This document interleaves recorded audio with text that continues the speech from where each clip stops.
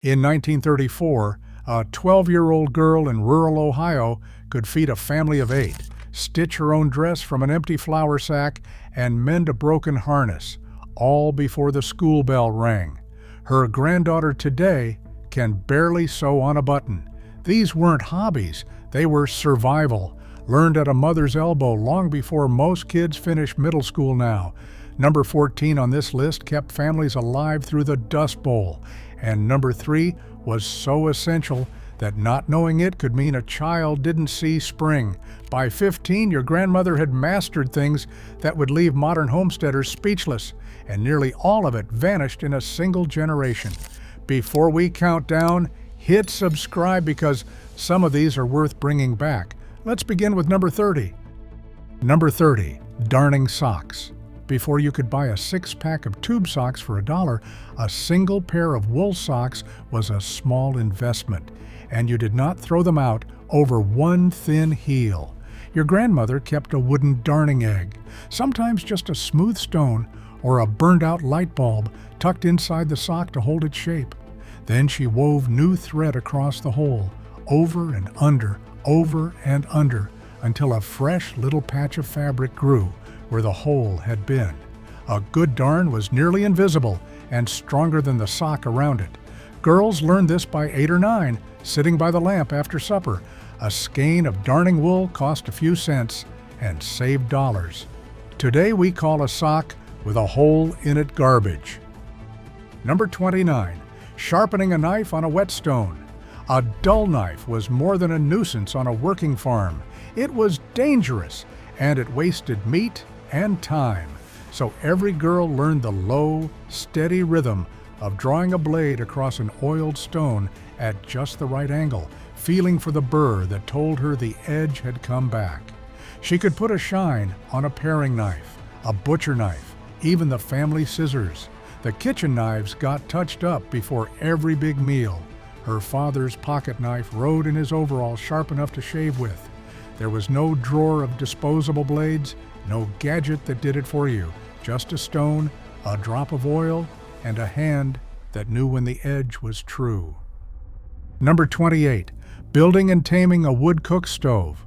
Long before you turned a dial to 350 degrees, your grandmother cooked on a cast iron beast that had no thermometer at all.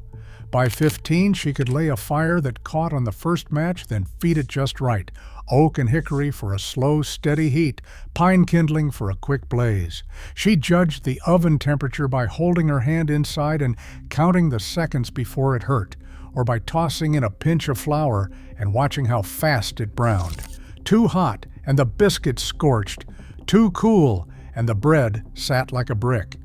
Managing that stove through a July canning day with a kitchen at 100 degrees took a kind of quiet toughness we can barely imagine now. Number 27, ironing with sad irons. They were called sad irons from an old word meaning solid, and there was nothing electric about them. Solid slabs of iron heated on the back of the stove, so heavy your wrist ached by the second shirt. Your grandmother kept 2 or 3 going at once, swapping the cooling one for a hot one from the stovetop with a detachable wooden handle. She tested the heat by touching it to a damp fingertip and listening for the hiss. Too hot, and it scorched a brown triangle into her father's Sunday shirt, ruining hours of work. Ironing day meant sprinkling clothes with water, rolling them tight, and pressing everything from collars to bed sheets in a hot kitchen, all before an audience old enough to remember when even that was a luxury. Number 26, dipping candles. In homes without electricity, and there were millions of them well into the 1930s, light itself was something you made by hand. Your grandmother saved every scrap of tallow from cooking, melted it down, and dipped lengths of cotton wick again and again, letting each thin coat cool and harden before the next. A dozen candles took a whole patient afternoon. She would hang them over a broom handle laid across 2 chairs to set. The reward was steady light for reading, chores, and prayers through the long, dark winter evenings. When rural electrification finally reached the farms, a whole craft that had lit human homes for thousands of years simply switched off, almost overnight. Number 25. Braiding rag rugs. Nothing on a farm was ever truly used up, and that included worn-out clothes. When a shirt or dress was too far gone, even to patch, your grandmother tore it into long strips, braided 3 colors together, then coiled and stitched the braid into a thick oval rug. A winter's worth of scraps became a rug for the cold bedroom floor, warm underfoot, on a January morning. Each rug was a quiet family history, a strip of her brother's outgrown overalls next to a piece of her mother's Sunday dress. Girls learned to keep the tension even so the rug lay flat instead of buckling. Store-bought rugs were for people with money to burn. Everyone else walked on their own memories. Number 24. Dressing a chicken. This one separated the farm girls from the town girls fast. When Sunday dinner called for chicken, there was no plastic-wrapped package. Your grandmother went out to the yard and handled the whole job herself, quickly and without fuss, then plunged the bird in scalding water so the feathers pulled free in handfuls. She'd singe the pinned feathers over a flame, clean it out, and have it ready for the pot, all before church. It was hard, unglamorous work that squeamish stomachs couldn't handle, and she'd done it 100 times by 15. Nobody romanticized it. It was simply the honest, unhidden distance between a live animal and Sunday dinner, a distance the supermarket erased so completely that most people today have never seen it. Number 23. Churning butter. Here is a fact that stuns modern kids. Butter did not come in a foil brick. It came from an hour of your grandmother's arm working a wooden dash up and down in a tall crock, or cranking a paddle churn, waiting for the cream to break. She knew the exact moment by sound and feel, when the sloshing turned to a heavy thud and yellow flecks gathered. Then she would rinse the butter in cold water, work out the last of the buttermilk with a paddle, and press it into a carved mold. Even the buttermilk was saved for biscuits and pancakes. A 10-year-old could be trusted with the churn, and often was, because those little arms were free labor. Every pat of butter on the table represented real, sweaty work. Number 22, making Eli soap. First pattern break, and it's a good one. Your grandmother made the very soap that washed her family with 2 things most people are now afraid to touch: leftover fat and lye. She saved bacon grease and rendered scraps all year, then combined them with lye in a big kettle, stirring for what felt like forever until the mixture thickened to trace, poured it into wooden molds, and let it cure for weeks. Get the ratio wrong, and the soap either burned the skin or fell apart into greasy mush. She learned the proportions by heart. No scale, no thermometer, just the recipe her own mother drilled into her. One batch scrubbed clothes, floors, dishes, and children for months. We pay premium prices for handmade soap now, never realizing our great-grandmothers made it from garbage. Number 21. Laundry by washboard and wringer. Monday was wash day, and it was brutal. Your grandmother hauled and heated buckets of water, shaved her homemade soap into it, and scrubbed each garment against a corrugated washboard until her knuckles were raw.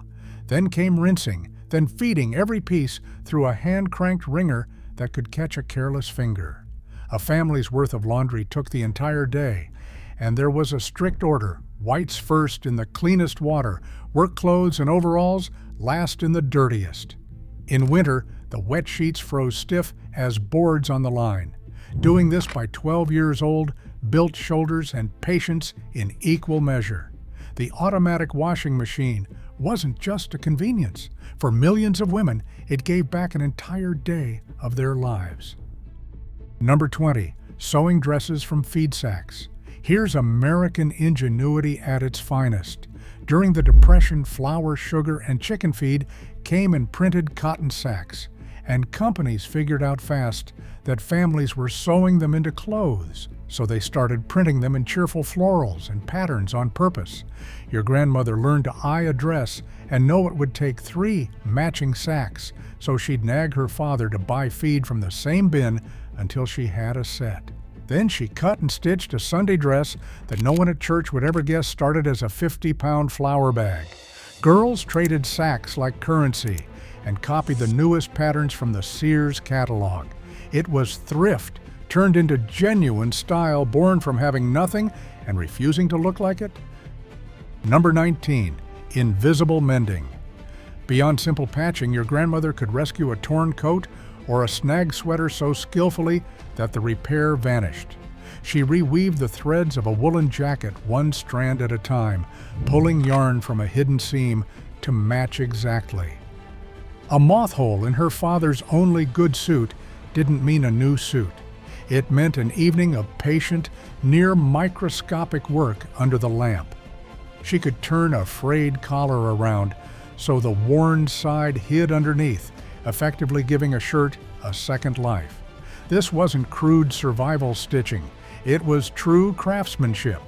In a world of $5 t-shirts we throw out at the first tear, the skill of making a garment last a decade has all but disappeared. Number 18. Knitting socks. Not scarves, not a simple square, but socks, turning a heel, shaping a toe, all on 4 pointed needles at once. By 15, your grandmother could knit a wool sock from memory while carrying on a conversation or watching a pot. During both World Wars, girls knitted thousands of socks for soldiers, learning that a well-turned heel could mean the difference between a comfortable march and blistered, useless feet. She reused the wool, too, unraveling a worn sweater and winding the crinkled yarn to knit again. A pair of hand-knit wool socks outlasted anything you could buy, and when the heel finally wore through, well, we're right back to number 30. Nothing was ever wasted, not even the yarn. Number 17. Crocheting and tatting lace. Beauty mattered too, even when money didn't exist. With a tiny hook and fine cotton thread, your grandmother made lace, delicate edgings for pillowcases, doilies for the good table, collars to dress up a plain dress for church. Tatting, done with a little shuttle and a series of knots, produced lace so fine it looked machine-made. These weren't idle crafts. A young woman built a hope chest full of handmade linens before she married, and the quality of her lace spoke to the whole community about her patience and skill. She learned it around 10, made mistakes, pulled it all out, and started again. The heirloom tablecloth in your family, the one nobody's allowed to use, a girl your daughter's age probably made it. Number 16. Piecing a quilt. Second pattern break, and this one hides a secret. A quilt looks like a cozy craft, but it was engineering with scraps. Your grandmother saved every usable piece of leftover fabric in a rag bag, then cut them into precise geometric shapes and stitched hundreds of them into intricate patterns with names like log cabin and flying geese. A single quilt could take a year of evenings. Here's the secret. A quilt was warmth, but it was also a diary and a bank. Some families sewed savings right into the batting for safekeeping. Neighbors gathered for quilting bees, and a girl's stitches were judged closely. Machines can spit out a comforter in minutes now, but they can't hold what a hand-pieced quilt held. Every scrap a memory of a dress somebody outgrew or a shirt somebody wore out. Number 15. Catching wild yeast. Before you could buy a foil packet of yeast, your grandmother made her own leavening out of thin air. A sourdough starter was flour and water left to capture the wild yeast floating in the kitchen, then fed and kept alive, sometimes for years, passed down like an heirloom. She knew by the smell and the bubbles whether it was healthy or had turned. On the frontier and through hard times, families guarded their starter jealously, keeping it warm in winter so it would not die. A neglected starter meant no bread, so a girl learned to tend it like a pet. That tangy, living culture leavened biscuits, pancakes, and loaves without a store-bought ingredient in sight. A bit of quiet science she performed without ever knowing the word microbiology. Number 14. Baking bread by feel. No recipe, no measuring cups, no scale. Your grandmother baked bread the way she breathed, adding flour until the dough felt right under her hands, knowing by the spring of it when it had been kneaded enough. She judged the rise by eye, punched it down, shaped the loaves, and slid them into that temperamental wood oven she'd learned to read at number 28.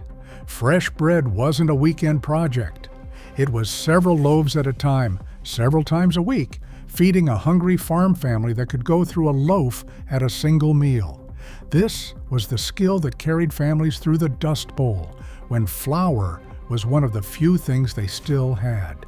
The knowledge lived entirely in her hands, and it left the kitchen when she did. Number 13, rendering lard. After a hog was butchered, nothing was more valuable than the fat. Your grandmother cut it into cubes and rendered it down low and slow into pure white lard, the essential cooking fat of the American kitchen for generations. The crispy bits left behind, cracklings, were a treat stirred into cornbread. Rendered right, that lard kept for months in a crock in the cellar without spoiling, and it made pie crust and biscuits so flaky that modern bakers still chase the result. Here's the twist. For decades, we were told lard was terrible for us and swapped it for factory-made shortening. Now, food writers are rediscovering that traditional rendered lard is more natural than the hydrogenated stuff that replaced it. Grandma's crock in the cellar is fashionable again. Number 12, making pie crust by hand. A tender, flaky pie crust is one of the hardest things in baking, and your grandmother did it by feel before she could drive a wagon.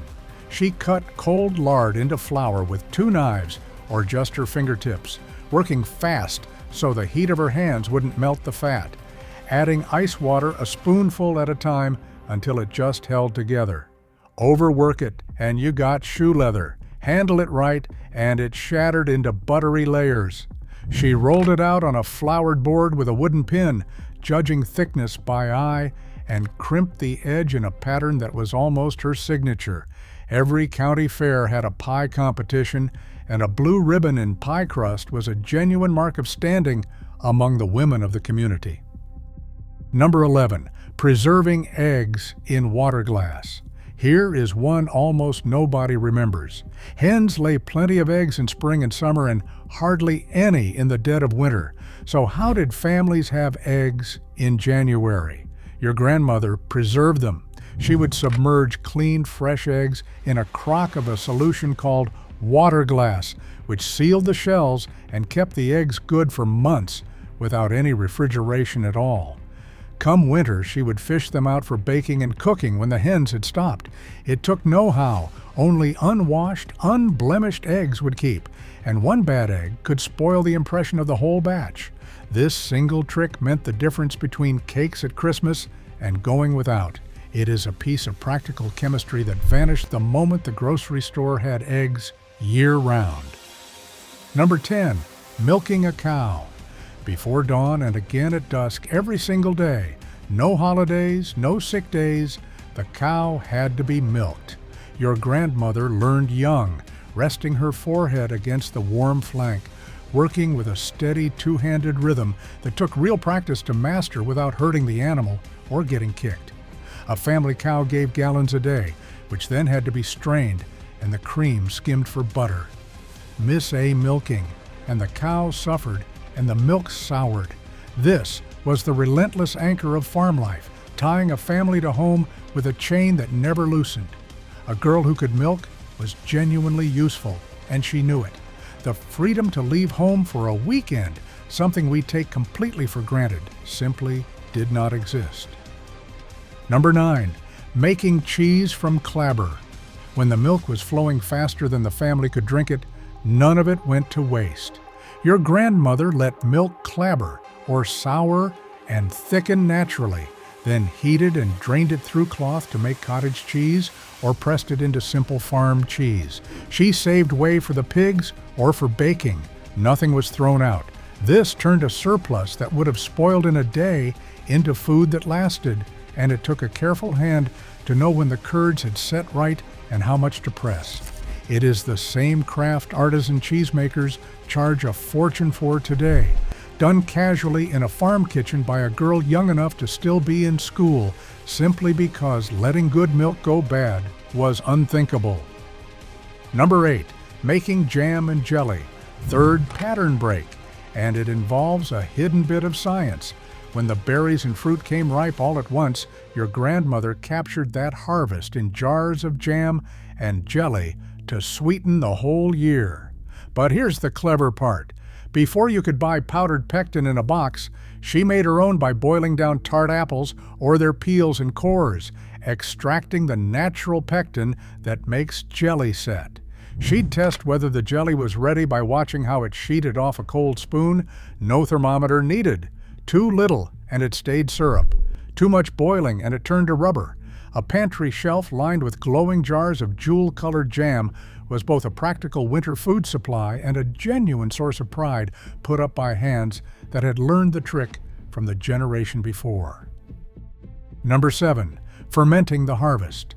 Long before refrigeration, your grandmother knew how to keep vegetables edible for months, using nothing but salt and thyme. She shredded cabbage, packed it with salt in a crock, weighted it down, and let it ferment into sauerkraut, a tangy, vitamin-rich food that lasted all winter in a cool cellar. She did the same with cucumbers, into crock pickles and other vegetables besides. It was a delicate balance, too little salt, and it rotted too much, and it wouldn't ferment. She judged it by smell and taste, over days and weeks. Only now are scientists making a fuss about fermented foods and gut health, treating it like a discovery. Your grandmother's crocks in the cellar were quietly doing exactly that, keeping her family fed and healthy through the leanest months of the year. Number 6, curing and smoking meat. When a hog was slaughtered in the cold of late fall, the family had to make that meat last most of a year without a freezer. Your grandmother knew how to rub hams and bacon with salt and cure them slowly, then hang them in the smokehouse over a low, smoldering fire for days. Done right, a country ham could hang for a year and only get better. Done wrong, and precious meat spoiled or went rancid, a serious loss. She learned the salt ratios, the smoke, the timing, all of it from watching and doing alongside the older women. Those hanging hams and slabs of bacon were the family's meat security, the bank account they drew on all winter. That country ham on a fancy restaurant menu today is her craft, dressed up. Number 5, butchering day. This was the biggest, hardest day of the farm year, and by their teens, girls were right in the thick of it. When a hog was butchered in the fall cold, the whole family, and often the neighbors, worked from before dawn to organize a job that had to move fast. Nothing was wasted, and your grandmother knew what to do with all of it. The fat rendered to lard, the trimmings ground and seasoned into sausage, the hams and bacon set aside for curing. Even the odd bits found a use in an era that could not afford waste. It was demanding, tiring, unsentimental work that fed a family through winter. Neighbors traded labor, helping each other butcher in turn, and a girl who pulled her weight earned real respect from the grown-ups around her. Number 4, tending the kitchen garden. The garden wasn't a hobby, it was survival, and it was largely the women's and girls' domain. Your grandmother could start seeds, read the soil, know exactly when the last frost had passed, and keep a big vegetable plot producing from spring greens straight through to fall squash. During the World Wars, these became victory gardens, and Americans grew a stunning share of their own vegetables at home. She knew companion planting, saved seeds from the best plants for next year, and battled bugs without a single chemical from a store. That garden fed the family fresh all summer and filled every one of those canning jars for winter. A girl who understood the rhythm of the growing season held knowledge that no grocery store loyalty card can ever replace. Number 3, Home doctoring. With a doctor often miles away and money always short, your grandmother was the family's first line of medicine, and she had learned it young. She knew which garden herbs and wild plants eased a cough, brought down a fever, or calmed an upset stomach. She made mustard plasters for congested chests, poultices for infections, and honey-based syrups for sore throats. She knew how to bring down a fever, dress a wound, and nurse a sick child through the night when there was no one else to call. Some of it was folk tradition, and some was hard-won common sense. But a mother who knew her remedies could mean the difference between a child recovering and a child lost before spring. This was not superstition. It was the deep practical care that held families together in places where help simply was not coming. Number 2, cooking 3 meals a day from scratch. Not one showpiece dinner, but every single meal, every single day, from raw ingredients for a crowd on a budget of nearly nothing.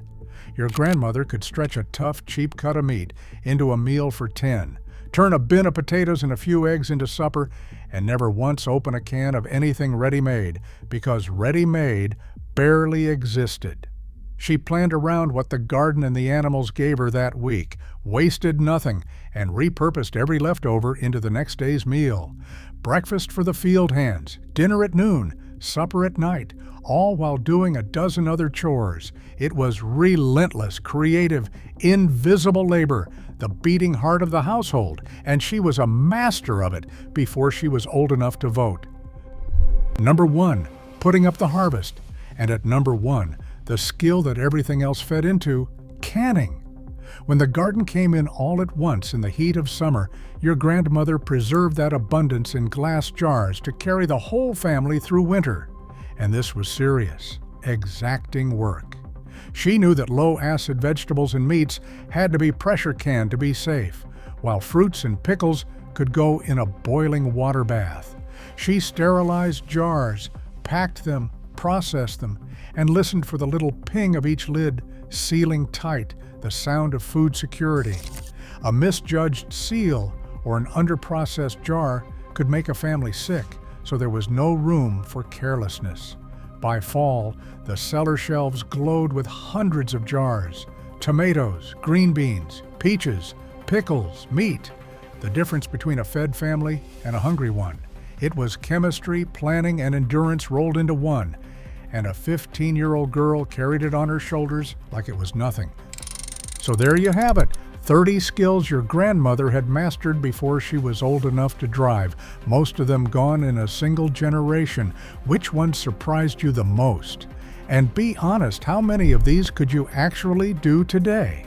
Drop a number in the comments and let me know. Your grandmother knew. Now you do too.